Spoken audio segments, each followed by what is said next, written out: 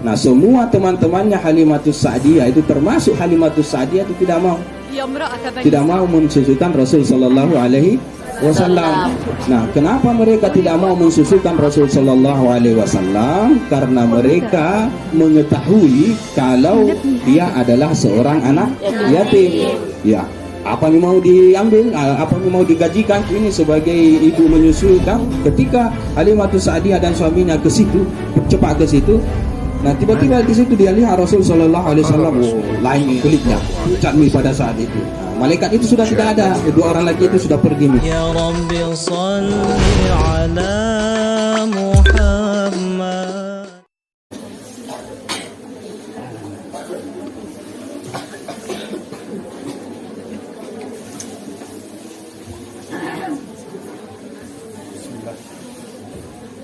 Bismillahirrahmanirrahim.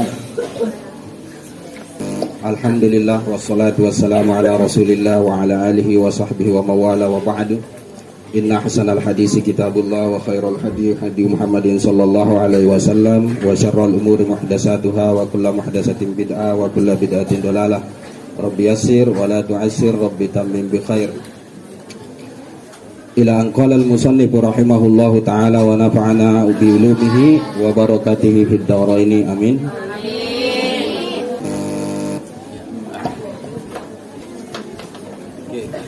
Ila an qala al-musannif rahimahullahu ta'ala wa nafa'ana bi ulumihi wa barakatihi fid dharain amin. Ar-radha'u, ya, ar-radha'u yaitu masa menyusukan atau menyusui Rasul sallallahu alaihi wasallam. Oke. Silahkan, siapa mau baca?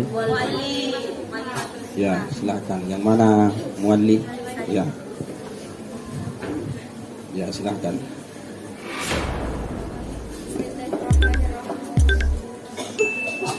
Bismillahirrahmanirrahim. Ya, wa kana min 'adatil 'arabi ay yaltamisul maradi'a limawalidihim. Ya. Dan adalah termasuk kebiasaan atau adatnya orang Arab itu adalah ayyal tamisu, bahwasanya mereka itu mencari al-maradi'ah, tukang susu, tukang menyusui, artinya perempuan yang mau menyusui bayi, lima walidihim, untuk anak-anak mereka. Itu sudah menjadi tradisinya atau kebiasaannya orang Arab pada saat itu. Oke. Ya. Ya, fil bawadi, pada daerah-daerah pedalaman, daerah-daerah yang jauh daripada perkotaan. Ya, kenapa mereka mencari perempuan yang ingin menyusukan anak-anak mereka pada daerah yang jauh, artinya pada daerah pedalaman? Liyakuna anjabalil waladi, agar supaya adanya penyusuan terhadap anak itu atau bayi itu, anjaba itu mencerdaskan lil waladi, bagi anak tersebut. Ya, jadi bagi anak tersebut itu merupakan suatu kebiasaan daripada orang-orang Arab pada kala itu. Kalau di dalam kitab-kitab yang lain, di dalam ibarat lain itu ada 3 biasanya faktor orang-orang Quraisy atau orang-orang yang ada di Makkah menyusukan anaknya pada perempuan yang tinggal di pedalaman. Yang pertama adalah agar supaya terhindar daripada wabah penyakit yang terjadi di perkotaan.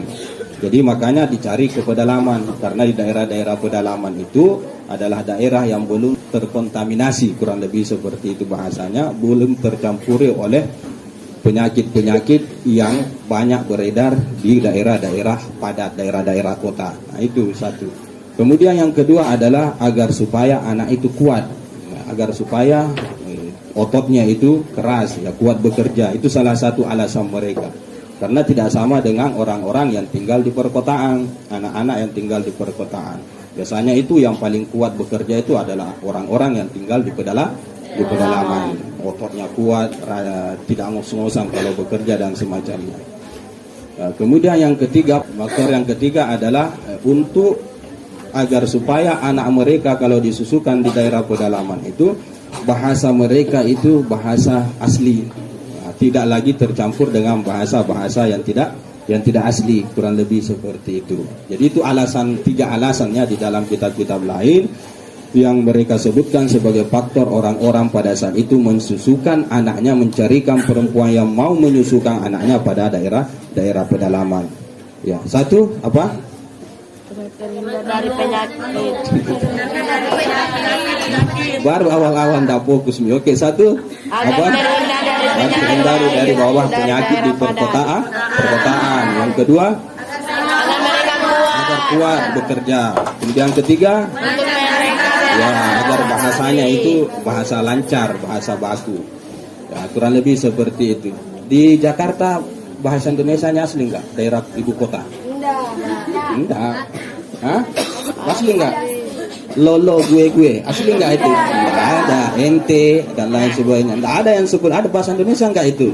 Bukan. Jadi kenapa? Karena daerah perkotaan itu sudah tercampurilah bahasanya oleh orang-orang imigran atau arus urbanisasi daripada daerah-daerah terpencil membaur di situ, akhirnya bahasanya ya tercampur, kurang lebih seperti itu. Nah, kalau daerah-daerah pedalaman yaitu tidak ada orang yang mencampuri mereka, otomatis bahasanya tidak berubah, resmi, kurang lebih seperti itu. Nah, itu tiga alasan. Nah, di sini salah satunya yang disebutkan adalah liyakuna anjabalil waladi, agar supaya menjadikan anak tersebut menjadi cerdas. Ya, cerdas sih kalau disusukan di pedalaman. Oke, terus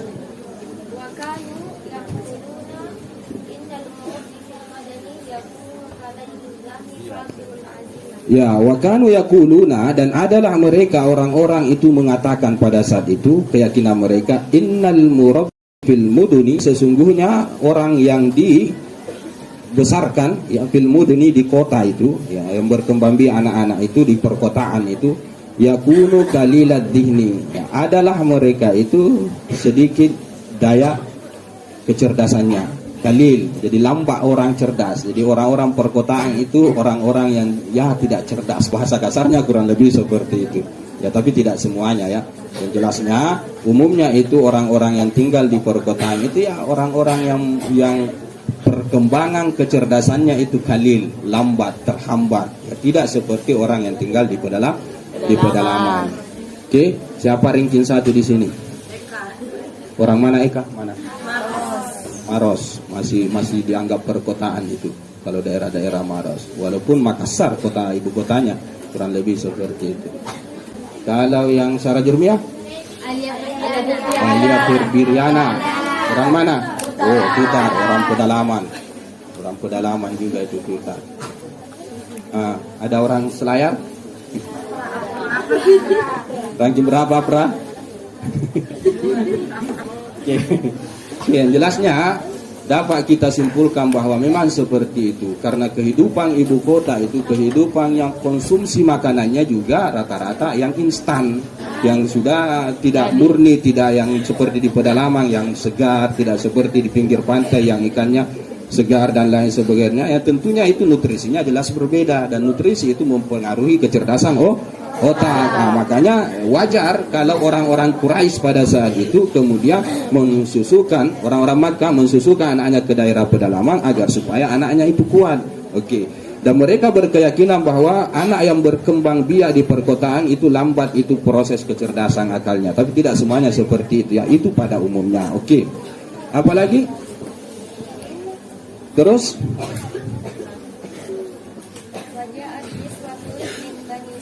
Kalilad dini fatirul azimati, yaitu fatir, malas semangatnya, azimahnya. Jadi futur itu malas untuk berusaha. Berbeda dengan anak-anak yang tinggal di pedalaman. Ya, yang tinggal pedalaman itu otaknya kuat. Pemain bola itu jarang ada orang hebat yang tinggal di perkotaan.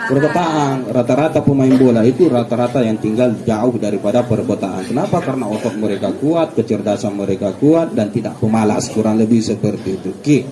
Fatirul azimati, ya malas berusaha, malas semangatnya. Nah, terus Fajaat niswatum min bani Sa'd bin Abi Bakar yatlubna atfalan yurdi'nahum. Nah, fajaat, nah datanglah niswatun, ya perempuan-perempuan min bani Sa'd bin Bakrin, daripada marga Sa'ad ya, atau anak-anaknya Sa'd bin Abi Bakar, Bani Sa'ad bin Bakar, yatlubna atfalan, yang mana mereka itu mencari anak-anak, ya, mencari anak-anak yurdi'nahum, untuk mereka susukan. Ya, tiba-tiba kebetulan di zaman Rasul sallallahu alaihi wasallam itu dilahirkan, tiba-tiba datang sekelompok orang daripada Bani Sa'ad, perempuan yang sedang mencari anak-anak untuk disusukan. Oke, kebetulan. Dalam riwayat lain itu bukan tiba-tiba, tetapi memang kakeknya Muntung yang mencarikan Rasul sallallahu alaihi wasallam itu seorang perempuan yang mau menyusukan dia. Oke. Tapi di sini lain cerita. Terus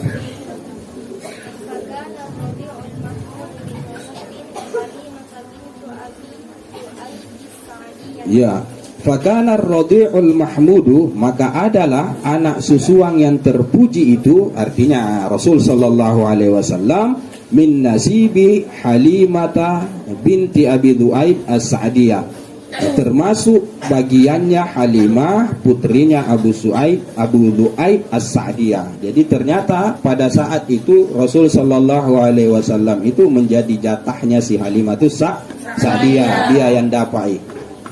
Dan jelasnya tidak ada yang mau menyusukan Rasul sallallahu alaihi wasallam pada saat itu. Kenapa? Karena dia anak yatim. Jadi kalau dalam riwayat yang panjangnya itu, Halimatus Sa'diyah bersama suaminya itu pada masa itu adalah musim paceklik, artinya musim kemarau yang panjang. Tidak ada yang bisa dimakan pada saat itu di pedalaman itu, di Bani Sa'ad itu. Jadi di malam sebelum dia turun, dalam riwayatnya itu ke Makkah, ya, mereka semua ini satu keluarga itu sampai tidak bisa tidur malamnya. Kenapa? Karena kelaparan, tidak ada makanan. Bahkan anaknya, ya, anaknya Halimatus Sa'diyah, ada anaknya pada saat itu menangis terus malamnya. Akhirnya keesokan harinya mereka pun terpaksa harus ke kota mencari anak-anak yang mau disusukan. Inilah dia. Ya, jadi mereka turun niswah ini ke kota untuk mencari anak yang mau disusukan. Tujuan mereka ke sana untuk apa? Agar supaya mereka bisa mendapatkan sesuatu atau upah daripada ayah daripada anak yang disusukan itu, ya, untuk kemudian mereka belikan kebutuhan pada masa kelaparan itu, ya, pada masa kemarau itu. Nah, akhirnya turunlah mereka pada saat itu, turun. Sesampainya di Makkah, ya, sampainya di Makkah. Nah, Rasul sallallahu alaihi wasallam sebagai anak yatim pada saat itu ditawarkan kepada semua teman-teman daripada Halimatus Sa'diyah. Jadi dia satu rombongan, bukan cuma sendiri saja, satu rombongan dia perempuan-perempuan, ditawarkan oleh Abdul Muttalib, oleh kakeknya, mau nggak disusukan ini anak saya, ini cucu saya Muhammad. Nah, semua teman-temannya Halimatus Sa'diyah itu, termasuk Halimatus Sa'diyah, itu tidak mau mensusukan Rasul sallallahu alaihi wasallam. Nah, kenapa mereka tidak mau mensusukan Rasul sallallahu alaihi wasallam? Karena mereka mengetahui kalau dia adalah seorang anak yatim. Ya, apa yang mau diambil, apa yang mau digajikan kini sebagai ibu menyusui? Kan mereka awalnya turun itu agar supaya ada yang mereka dapatkan daripada orang tuanya, gajilah, upahlah, ini susukan anak saya, upahnya sekian. Nah, masalahnya dia adalah anak yatim. Jadi ketika ditawari kepada mereka, ini rombongannya Halimah, tidak ada yang mau terima. Apalagi mereka ini dalam keadaan kelaparan di kampung mereka, tidak ada yang mau terima. Kenapa? Karena anak yatim. Nah, hingga cari ke sana kemari, cari anak-anak yang mau disusukan, yang tidak ada nih.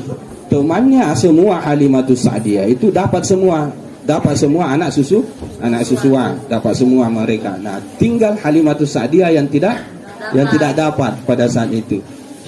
Di riwayat lain, kenapa Halimatus Sa'diyah itu tidak dapat anak susuan, teman-temannya dapat semua, karena dia orangnya kurus pada saat itu. Kenapa? Ya karena memang kelaparan orang, jadi tidak mau dikasih itu anaknya sama Halimatus Sa'diyah karena dia kurus, tidak ada air anunya, kurang lebih seperti itu. Nah, jadi sudah mendekati malam, orang ini sudah mau pulang karena semuanya sudah dapat, kecuali Halimatus Sa'diyah. Nah, pada saat itu kemudian dia berpikir, kalau pulang kosong kak ini, temanku semua dapat, ya tidak ada gunanya, capek-capek turun ke Makkah di sini mencari anak susuan, ternyata pulang kosong, tidak ada apa-apa. Kalau begitu, Lebih baik saya ambil itu anak yatim itu, Rasulullah lah maksudnya itu, daripada pulang kosong. Nah itu awal ceritanya. Akhirnya diambillah Rasul Sallallahu Alaihi Wasallam, disusukan oleh dia. Akhirnya diserahkan oleh kakeknya, ya, bawa nih ke pedalaman.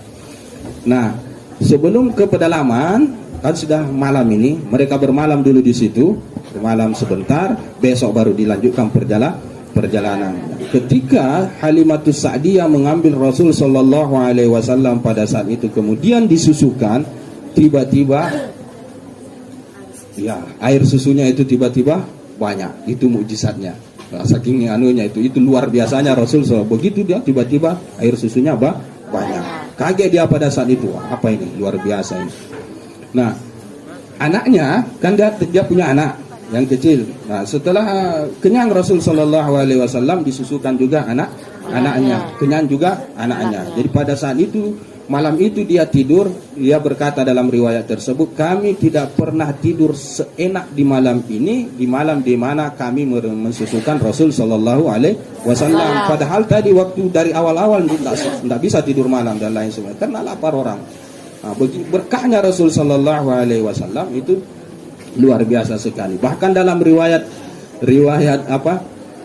sebelum dia turun, sebelum diambilnya Rasul Sallallahu Alaihi Wasallam itu, Halimatus Sa'diyah itu sedang membawa keledai berwarna putih, komrok. Kemudian yang kedua adalah syarib. Syarib ini unta betina. Unta betina ini ketika suaminya peras itu tidak ada susunya. Kenapa? Karena memang kelaparan di kampungnya, tidak ada susunya, tidak ada yang bisa diminum. Nah kemudian waktu turun itu lambat sekali karena naik keledai. Lambat sekali, rombongan yang lain itu sudah di depan, dia masih di belakang. Kenapa ya? Lambat jalan karena kelaparan juga hewannya, kasihan, keledainya dan lain sebagainya. Nah tapi setelah Rasul Sallallahu Alaihi Wasallam itu berada pada pangkuan Sayyidatuna Halimatus Sa'diyah, tiba-tiba berkahnya itu muncul. Salah satunya ya, mereka bisa tidur nyenyak di malam hari. Kemudian anaknya juga bisa menetek dengan puas. Keesokan harinya dia lihat itu unta betinanya itu yang tadinya kurus tiba-tiba gemuk dan penuh dengan susu. Nah suaminya pada saat itu sampai puas itu meminum susu daripada unta betina tersebut. Nah itu berkahnya Rasul Sallallahu Alaihi Wasallam. Nah, pulanglah keesokan harinya ke Bani Sa'ad, ke atas, ke kampungnya. Pulang ke kampungnya. Pada saat rombongan berangkat, ada keanehan yang terjadi. Apa dia? Tunggangan daripada Halimatus Sa'diyah itu selalunya terdepan. Sampai-sampai temannya, perempuan yang lain itu, sampai berteriak, Ya benata Abi Zu'aib, irbi'i alaina. Wahai putrinya Abu Zu'aib, ya pelan-pelan kok, irbi'i alaina. Pelan-pelan kok, jangan terlalu cepat. Kemudian dia lihat, bukankah ini unta, bukankah ini keledai yang kamu bawa kemarin turun ke Makkah? Katanya, iya, dia inilah yang saya pakai. Kenapa ini luar biasa sekali? Kemarin itu ditunggu terus lambat, terus sekarang dia yang paling cepat. Dia yang selalu terdepan. Kaget mereka pada saat itu. Nah, kata teman-temannya, wallahi innaha la sya'nun. Ini demi Allah pasti ini ada apa-apa ini, ada keanehan ini, entah apa. Nah, keanehan itu tentunya adalah karena di pangkuan Halimatus Sa'diyah pada saat itu ada Nabi kita Rasul Sallallahu Alaihi Wasallam. Nah itu kisahnya di sini. Akhirnya fakana radi'ul mahmudu min nasibi Halimah adalah ya, anak yang disusukan yang terpuji itu adalah bagiannya Halimatus Sa'diyah. Oke, terus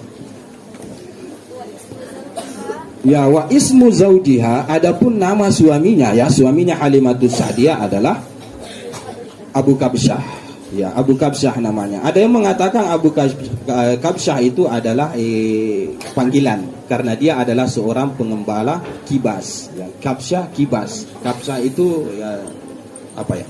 Sejenis domba. Nah, makanya disebut dengan Abu Kabsyah. Itu satu pendapat. Oke. Terus wa huwa alladhi, dan dialah Abu Kabsyah ini yang kanat Quraisy, adalah orang-orang kafir Quraisy itu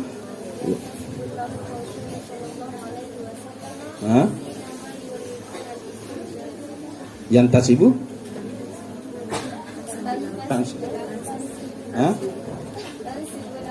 tansibu satu ditanya toh. Oh ya. tunsibu lahu ar-Rasulullah sallallahu alaihi wasallam. Jadi adalah orang-orang Quraisy itu menisbatkan, mengaitkan kepada Abu Kabsyah Rasul sallallahu alaihi wasallam, dia nisbatkan ke situ, maksudnya dia kategorikan anaknya. Hinama yuriduna al-istihza'a bihim, ketika mereka ingin mengolok-olok Rasul sallallahu alaihi wasallam. Jadi orang-orang Quraisy dalam sejarah itu ketika mereka menghina Rasul sallallahu alaihi wasallam, maka mereka akan mengatakan, oh, anaknya si Abu Kabsyah. Karena memang Abu Kabsyah adalah bapak susuannya, tetapi sebenarnya perkataan itu adalah perkataan yang sifatnya mengolok-olok, menghina dan lain sebagainya. Jadi selalunya seperti itu. Oh, anaknya si anu, oh, anak nelayang, oh, anak anu. Maksudnya bahasa mengolok-olok. Itu yang dilakukan oleh orang-orang Quraisy ketika menghina Rasul sallallahu alaihi wasallam, itu dikaitkan kepada nasabnya kepada Abu Kabsyah. Oke.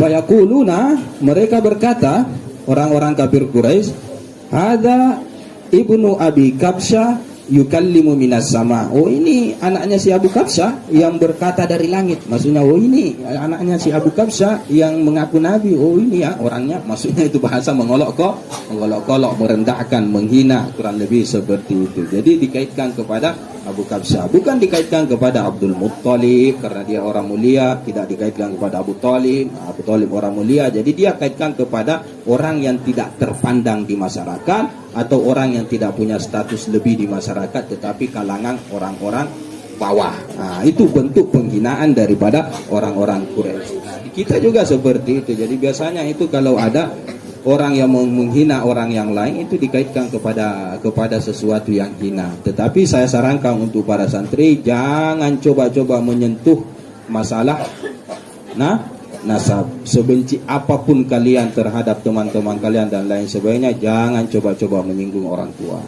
menyinggung ibu, menyinggung bapaknya, menyinggung siapa saja dan lain sebagainya. Jangan coba-coba, karena itu adalah sifatnya orang-orang Quraisy, musyrik Quraisy. Kalau memang tidak suka, ya bahasa-bahasa yang bagus lah. Tapi masalah nasab, masalah orang tua, itu masalah yang sangat sensitif. Jangan coba-coba menyentuh bagian-bagian itu. Nah, dalam suatu riwayat dikatakan ada jenis orang yang selalu melaknat atau yang selalu mengutuk kedua orang tuanya. Selalu nak kutuk kedua orang tuanya. Jadi pada saat itu para sahabat kemudian berkata, bagaimana bisa dia wahai Rasulullah, kok bisanya dia wahai Rasulullah itu mencela, mengutuk kedua orang tuanya? Artinya ada enggak orang yang begitu mencela orang tuanya sendiri?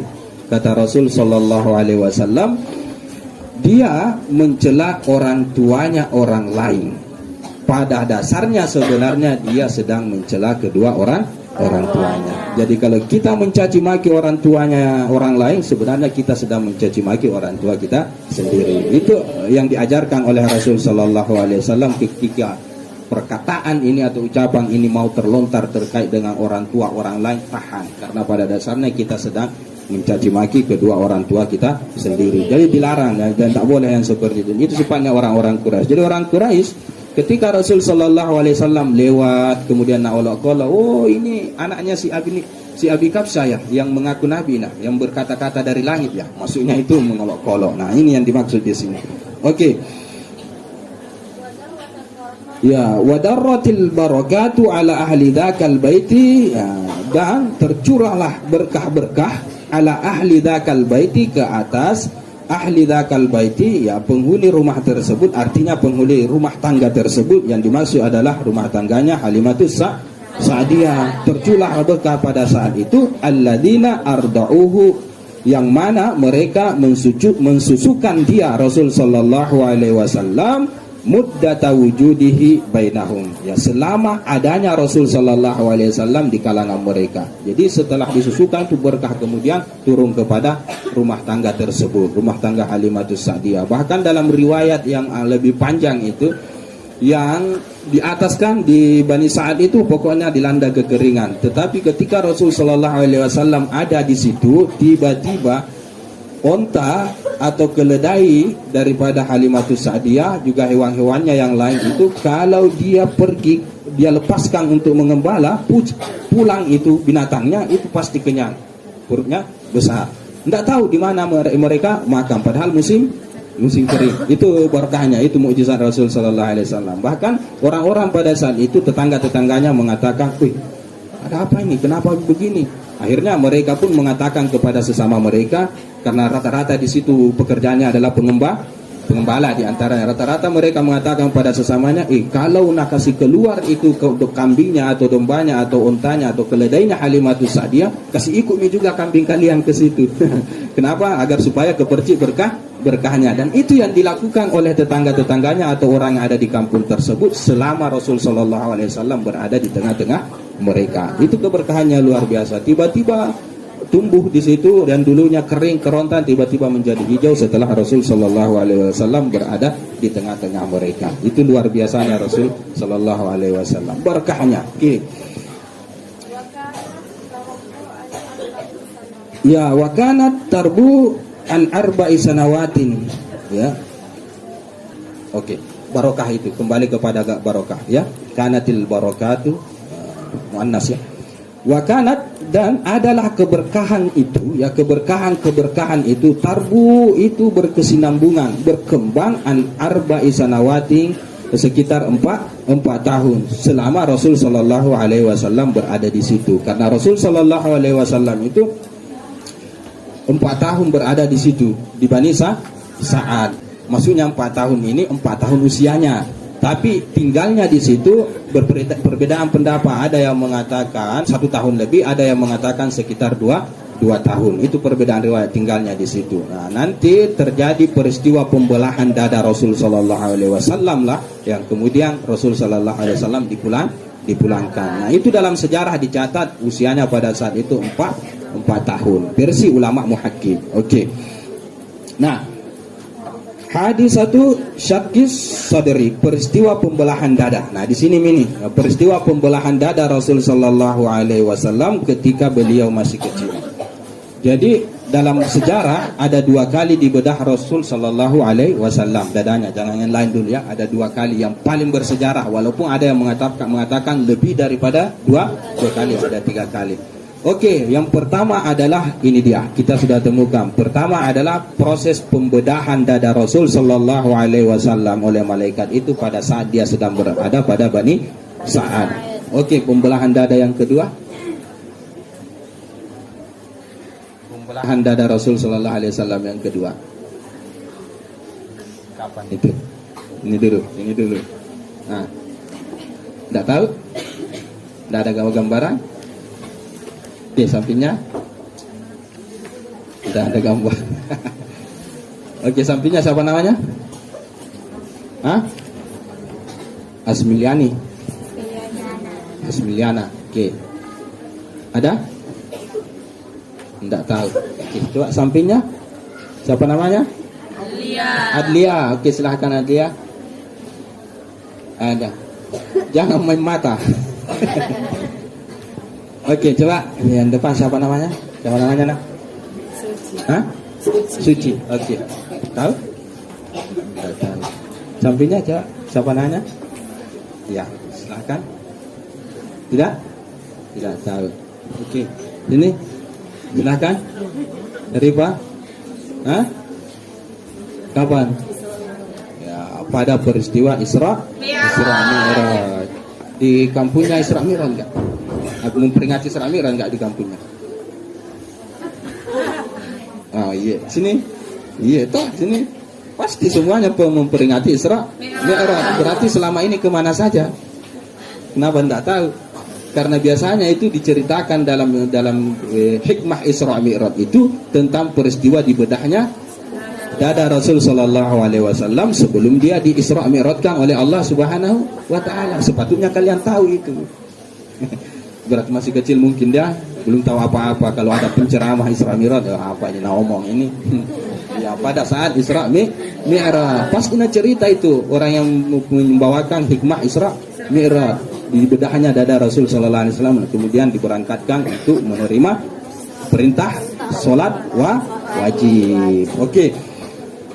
Kita ke proses pembedahan dada Rasul sallallahu alaihi wasallam yang pertama kalinya ya. Di sini dia. Oke, terus Ya, wa hasulalahu, dan terjadi kepadanya, ya, baginya, maksudnya kepada Rasul sallallahu alaihi wasallam, wa huwa bainahum, dalam keadaan beliau sedang bersama mereka Bani Sa'ad, hadisatum muhimmatum, peristiwa yang sangat penting, wahia syakku sadrihi, yaitu pembelahan dadanya terjadi pada saat itu. Itu peristiwa yang luar biasa. Tidak ada tidak ada seakal manusia biasa pun yang bisa menerima itu pada masa itu. Kok bisanya itu Rasul sallallahu alaihi wasallam dibedah dadanya tetapi tidak mati, hidup. Dan itu peristiwa yang muhimmah, penting sekali, itu luar biasa sekali. Dulu tidak ada alat, ya kalau sekarang kan banyak alat, orang sesar juga dibedah, dikasih keluar anaknya, ya itu masih hidup. Nah itu sekarang sudah ada kecanggihan teknologi atau kecanggihan alat-alat, tapi dulu tidak ada, malaikat yang membelahnya. Nah itu kan luar biasa sekali. Nah sepatutnya orang yang kalau sadar akan peristiwa itu, mereka sepatutnya harus beriman kepada Rasul sallallahu alaihi wasallam, karena itu peristiwa yang luar biasa yang tidak ada yang bisa melakukan kecuali Allah Subhanahu wa taala. Itu menandakan bahwa dia adalah seorang nabi, kan begitu ceritanya. Tapi orang-orang kafir Quraisy kan lain cerita, mereka tetap ingkar. Oke. Ya, terus ya, wa ikhraju hadis syaitan, dan mengeluarkan bagian daripada syaitan, jatah daripada syaitan, minhu, darinya, dari Rasul sallallahu alaihi wasallam. Jadi proses pembelahan dada Rasul sallallahu alaihi wasallam dan mengeluarkan bagian daripada syaitan di situ. Jadi hadus syaitan istilahnya. Ada satu objek di dalam fisik atau raga Rasul sallallahu alaihi wasallam yang mana itu merupakan bagian daripada kekuatan daripada setan dalam menggoda. Dalam artian itu merupakan sesuatu yang diandalkan untuk bisa menggoda Rasul sallallahu alaihi wasallam atau menggoda manusia. Tetapi pada diri Rasul sallallahu alaihi wasallam itu dihilangkan oleh malaikat itu. Jadi otomatis tidak bisa setan untuk menggoda, mempengaruhi Rasul sallallahu alaihi wasallam. Kan begitu ceritanya. Jadi keluarkan. Oke. Ini satu riwayat. Terus ya, fa ahdatsa dzalika inda halimata khaufan. Ya. Fa ahdatsa dzalika, menimbulkanlah yang demikian itu, artinya pembedahan dada Rasul sallallahu alaihi wasallam di sisi Halimatus Sa'diyah, apa? Khaufan, ketakutan. Akhirnya itu kemudian membuat Sayyidatuna Halimah takut, karena ini peristiwa luar biasa ini. Apalagi ini bukan anaknya, ini anaknya orang, ini diperlakukan seperti itu. Jadi takut kasihan sebagai ibu susuan. Takut ini, lihat anaknya diperlakukan seperti itu. Nah, apa kemudian yang ia ambil sikap bagaimana? Dia mengambil sikap karena takut, faraddathu ila ummihi. Akhirnya dia pun mengembalikan Rasul sallallahu alaihi wasallam kepada ibunya. Karena takut ini bahaya nih, mati nanti anaknya orang ini, datang malaikat lagi dan lain datang. Karena dia tidak meyakini bahwa itu adalah malaikat. Dia hanya menerima informasi dari Rasul sallallahu alaihi wasallam yang menceritakan sendiri kisahnya ketika dibelah, bahwa yang datang itu adalah dua orang. Dia tidak menyebutkan malaikat. Dan anaknya juga yang memberitakan itu. Awalnya itu anaknya yang memberitakan itu. Ketika Rasul sallallahu alaihi wasallam sedang bermain-main, tiba-tiba datang anaknya kepada Halimatus Sa'diyah. Wah, bahaya nih, celaka nih. Kaget mamanya. Kenapa? Ya itu orang Quraisy itu, anak-anak Quraisy, maksudnya Rasulullah, itu orang Quraisy itu, ada dua orang yang tangkap nih. Nabaringkan kemudian nabelah dadanya. Jelas takut ya kalau begitu kita saja, merasa anak aku nabunuh nih orang kapan, kan begitu kurang lebih seperti itu. Ya ke situ ternyata tidak ada itu. Selesai nih proses pembedahan itu. Selesai nih. Nah, lihat Rasul sallallahu alaihi wasallam, dialah yang ceritakan. Panjang riwayatnya, tidak terlalu panjang. Jadi ini riwayat pembedahan dada Rasul sallallahu alaihi wasallam. Oke.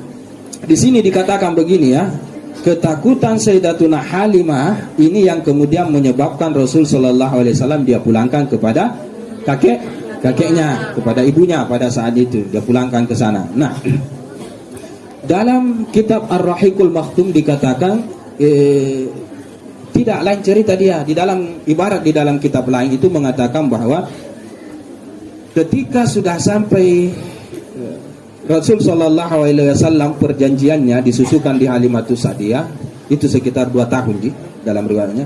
Jadi dijanjikan susukan anak saya ini 2 tahun saja. Nah, ketika sudah selesai, dapat itu masanya 2 tahun itu, ya terpaksa pulangkan oleh Halimah. Itu dalam riwayat lain. Nah, pulangkan oleh Sayyidatuna Halimah. Tapi pada saat dia pulangkan itu, dia merasa tidak mau anaknya ini, anak susuannya ini dia pulangkan ya. Tapi mau dia apa? Bukan anak tak, karena perjanjian juga sudah masuk ini batasnya. Akhirnya nak kasih kembalikan. Sampai di kota itu nak kasih tahu mamanya, nak bilang, jangan kasih kembali lagi ini anak-anak, karena saya takut nanti kasihan terkenai wabah penyakit kota, bahaya ini, jadi kasih kembali biar saya sambung lagi, kurang lebih seperti itu. Nah, itu saking sayangnya Halimatus Sa'diyah kepada Rasul sallallahu alaihi wasallam. Nah, itu proses pengembalian yang pertama. Kata mamanya, kata keluarganya, kakeknya, ya okelah kalau begitu bawa ini kembali. Akhirnya nak bawa kembali. Nah, barulah terjadi proses pembelahan dada itu. Nah, di situ takut betulan nih Sayyidatuna Halimah, ya sudah sekali nak kasih pulang betulan nih kepada bundanya. Nah, ini dia hendak sebutkan di situ. Di sini dikatakan ketika proses pembedahan itu berlaku pada diri Rasul sallallahu alaihi wasallam, itu yang membuat Halimah takut, akhirnya dikembalikan kepada ibunya. Oke. Terus ya wa haddatsatha qailatan, dan Sayyidatuna Halimah itu menceritakan kepada atau berkata kepada ibunya Aminah dalam keadaan mengatakan begini. Apa dia? Nah, ceritakan kepada mamanya. Ya. Ya. Ya. Bainama huwa, ya, ketika dia Rasul sallallahu alaihi wasallam itu wa ikhwatihi, dan saudaranya maksudnya anaknya sendiri, ya, dia cerita ini Halimatus Sa'diyah kepada Aminah. Nah, ceritakan ini kenapa nak kasih kembali ki. Oke. Ketika dia bersama saudaranya di Buhmillana, ya, di Buhamillana, pada halaman rumah kami, di pelataran jauh rumah kami, halaman bagian depannya, bagian belakangnya itu dalam riwayat lain, khalfa buyutina, ya, di belakang daripada rumah kami. Jadi Rasul sallallahu alaihi wasallam bersama saudara sesusuannya, anaknya Halimatus Sa'diyah, sedang berada di daerah satu lokasi di belakang rumahnya, sejenis pekarangan lah, sejenis halaman. Oke. Pada saat itu sedang bermain mereka. Tiba-tiba ata'ahuhu, datang ini saudaranya, ya, anaknya. Itu lari tiba-tiba datang ini, lari. Faqala li, dan dia berkata kepada saya, wali abihi, dan kepada bapaknya. Jadi kebetulan dia bersama suaminya ada pada saat itu, artinya bapaknya. Tiba-tiba dia berlari datang dan berkata kepada kami berdua. Apa kata dia? Dzaka ahi al-Quraisy, ya, itu saudaraku, itu orang Quraisy itu, maksudnya Rasul sallallahu alaihi wasallam. Terus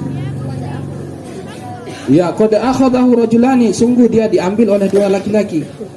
Ya, ada dua laki-laki yang datang mengambil dia.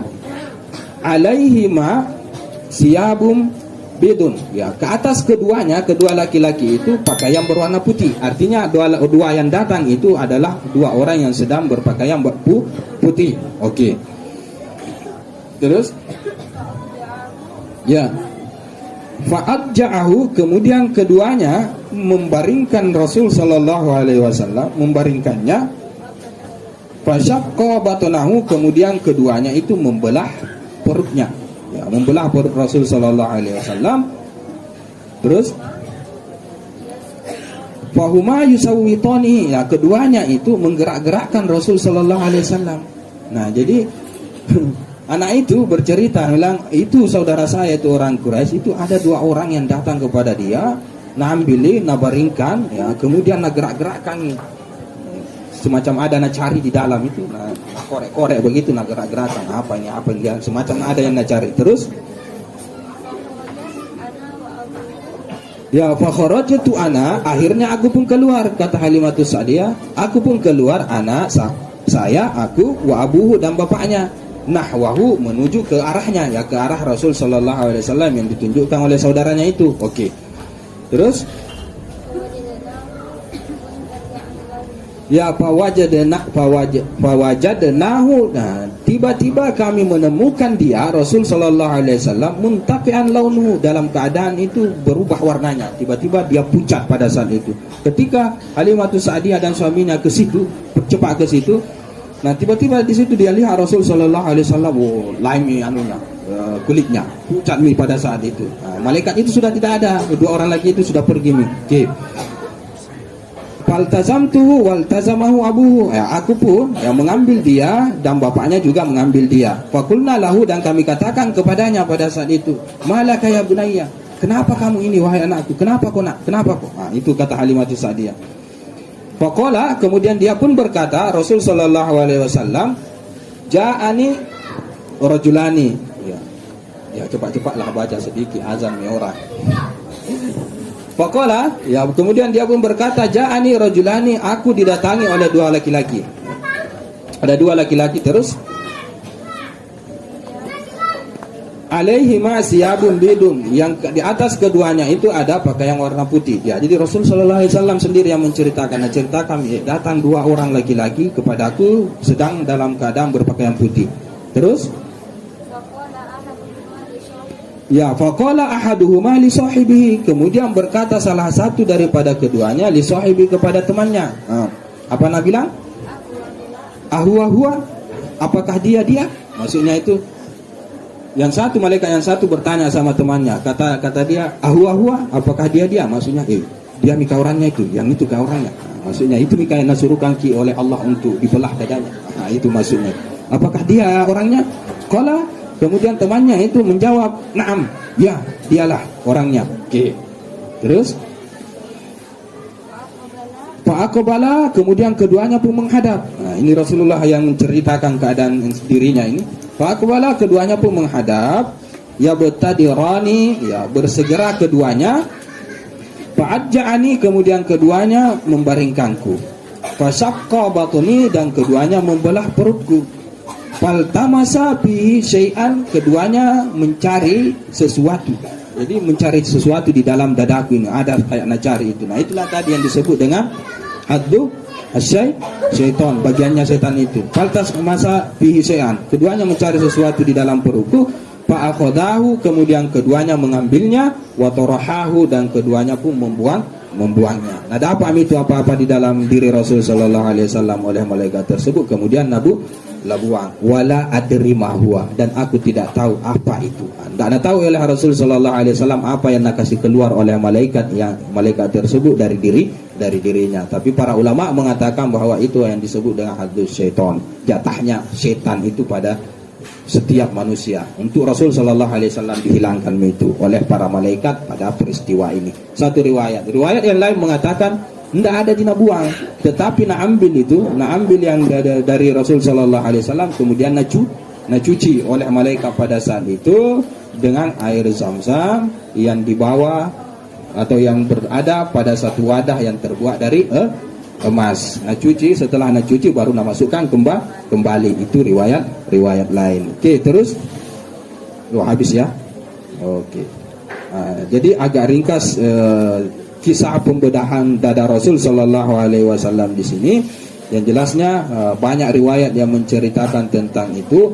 Apapun itu kita harus yakini bahwa itu merupakan suatu mukjizat, sesuatu perkara yang di luar daripada nalar atau akal manusia biasa. Dan itu hanya diperlakukan, hanya ada yang seperti itu, yang begitu-begitu, yang luar biasa, yang susah diterima akal. Itu hanya ada pada pribadi seorang nabi, seorang utusan. Ya, dalam hal ini adalah Rasul sallallahu alaihi wasallam, nabi kita sebagai nabi akhir zaman. Ada wabillahi taufik. Kita sambung pada pertemuan berikutnya terkait dengan wafatnya Sayyidatuna Aminah, kafalatu Abdul Muttalib, dan mengasuhnya Abdul Muttalib terhadap Rasulullah, wa wafatuhu, dan matinya juga atau wafatnya juga Abdul Muttalib, wa kafalatu Abi Thalib, dan mengasuhnya pamannya Rasul sallallahu alaihi wasallam Abu Thalib. Oke. Silakan baca doa. Bismillahirrahmanirrahim. Ya Rabbi bil Mustafa balligh maqasidana waghfir lana ma madaya wasi'al karami. Ya Rabbi bil Mustafa balligh maqasidana waghfir lana ma madaya wasi'al karami. Ya Rabbi bil Mustafa balligh maqasidana waghfir lana ma madaya wasi'al karami. Rabbana anfa'na bima